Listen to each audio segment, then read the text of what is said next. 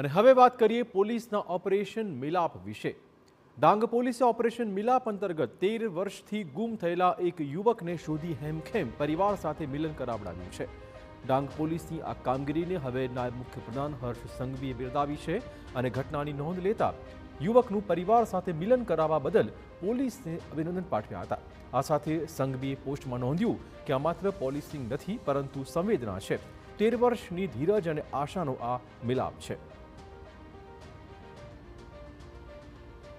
તો ડાંગ જિલ્લાનો રહેવાસી એવો રણજીત ચૌધરી વર્ષ 2013માં વાપીમાં BBAનો અભ્યાસ કરવા માટે ગયો હતો, પણ બાદમાં તે હોસ્ટેલમાંથી ગુમ થઈ ગયો। પરિવારે પોલીસ ફરિયાદ નોંધાવવાની સાથોસાથ લાંબા સમય સુધી શોધખોળ શરૂ કરી।